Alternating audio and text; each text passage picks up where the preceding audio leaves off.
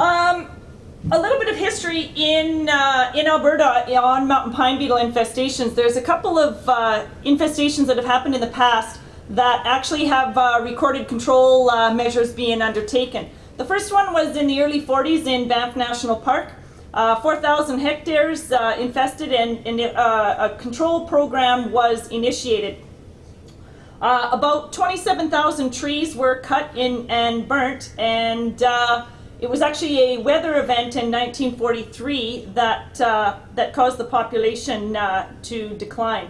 And interestingly enough, the infestation started in Healy and Brewster Creek, which is where in the early 2000s we saw the populations flare up down there again. So history repeating itself.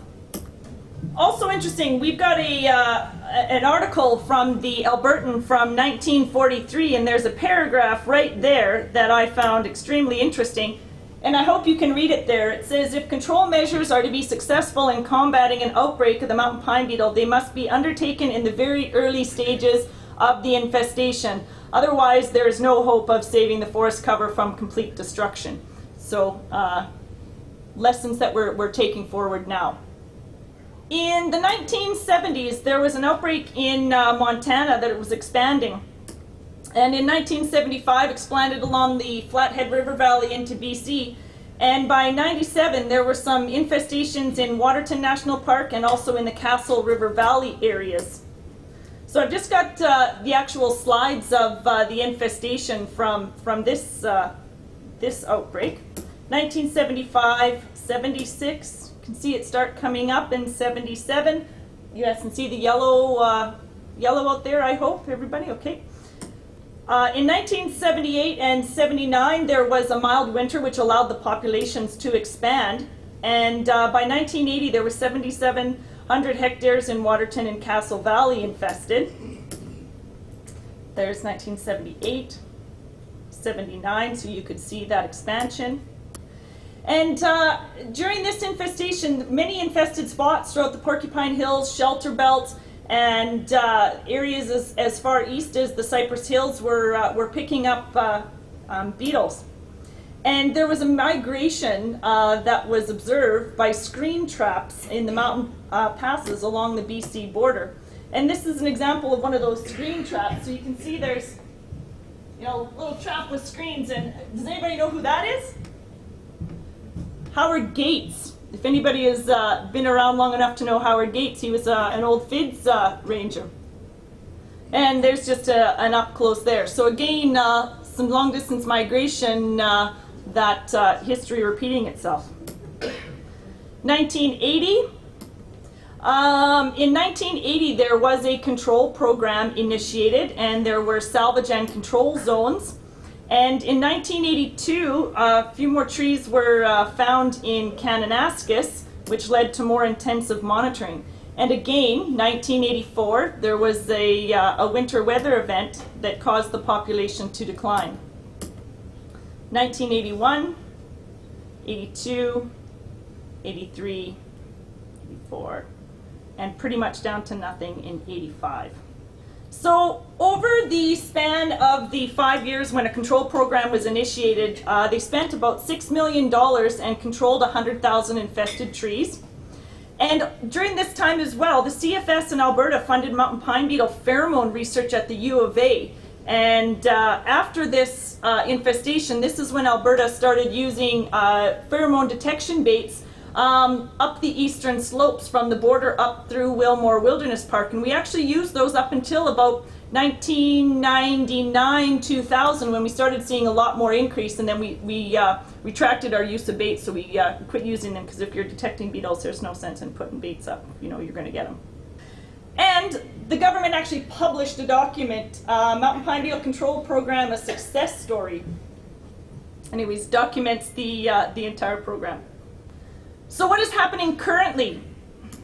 Our values are actually coming up right away, so I've gone back to what we have done in the past spring. Our values, oh, it says August 15th, that's not correct. It's actually May 15th to June 15th is when we have our R value surveys.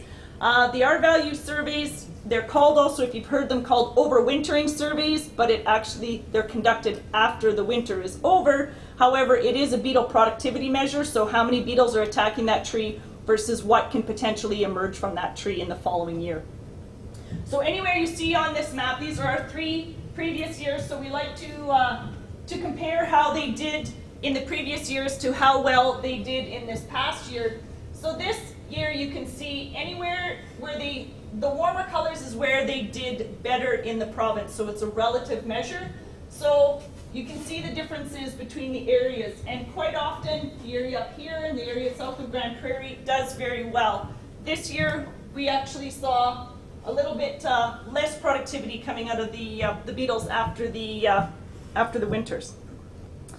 Aerial surveys start August 15th through September 15th, where we have surveyors in the air. There's our grid that you can see. We concentrate in this part of the province because this is where we do our operations. In the north part of the province, we don't do detailed aerial surveys because we don't work up there. But this year we did do some mapping of the red stands. So you can see 106,000 kilometers flown. This is the results of the aerial survey, and again, because of the scale of the map, it looks really scary. It isn't just a big band of red. When you take a look at the district level, the points still are points. We're not polygon mapping this stuff. It is just, like I said, the aerial survey points.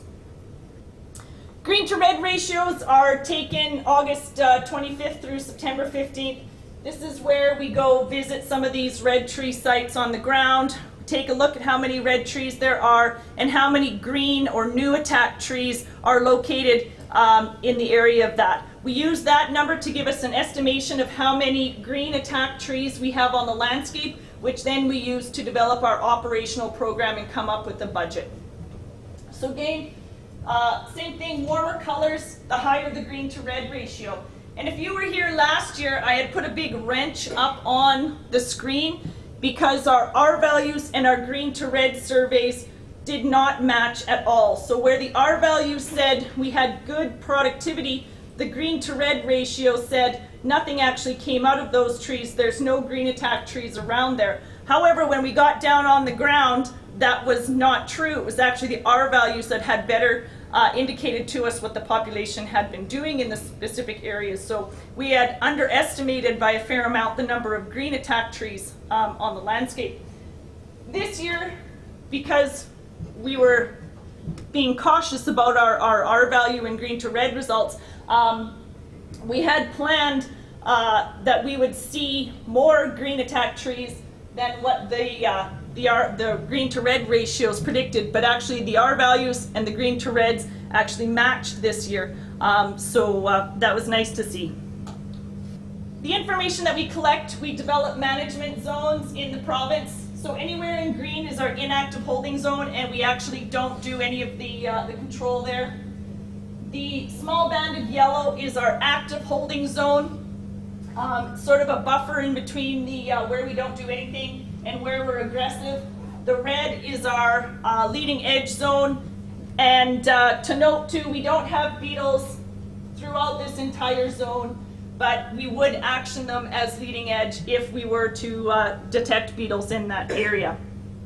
The management zone changes from 2013 to 2014. You can see some small changes here that were actually turned into either holding zone or going into the inactive holding zone. Ground surveys, we put people on the ground to take a look at the aerial survey sites, and here's just a graph from 2009 to 2014, the number of sites we visit on the ground, and this year we went to just over 16,000 sites. Dispersal baits are picked up in the fall. They are put out the start of July, end of June, and gives us a presence versus absence, and it actually does help us too to determine where to aerial survey. Anywhere that you see a blue dot, there was no beetle picked up at that particular bait site. Anywhere you see the purple square here, so here and here and here, a beetle was detected at that site.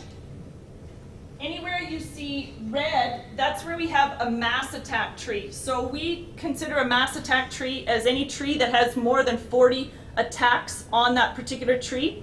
So wherever you see these purple dots, there was maybe 1, 2, 3, a handful of beetles attacking maybe one of the trees or two of the trees at the site. So it's not enough beetle activity to consider it a mass attack tree, but a beetle was picked up at that site. Changes from last year to this year, last year to this past year, we saw an increase in activity in that area in terms of having mass attacks. So there was presence picked up and some mass attack trees there last year, but we did see a bit more activity in there. Single tree control, mostly through falling and burning and some mechanical. You can see here again 2009 to 2014, and we controlled, I think it was just under 130,000 trees, 128,000 and change this year. Expenditure summaries. Mountain pine beetle is an expensive program to run, and this is our summary of expenditures since 2009. And you can see the majority of it is level 1 control, and in fact our ground surveys, level 1 control, and our quality inspection make up 60% of the annual budget for mountain pine beetle. And our annual budget for mountain pine beetle has been $40 million. That's what we did, that's what our allocation was last year. This year we're still waiting for confirmation on exactly what we're going to get for funding. Summary of activities from 2009 to 13. Our beetle year just finished. Well, actually, our financial year just finished for 2014. So we haven't added our 2014 results into here. So this is from 2009 to 2013. Just gives you an idea of what we've done in the province since then. So we've surveyed 65,000 sites. Controlled 830,000 trees. We've flown 409,000 kilometers of aerial survey lines. Deployment of verbenone. We've done a lot of seed collection. 2,100 green to red survey sites, and the list goes on for what we've done in the province since 2009.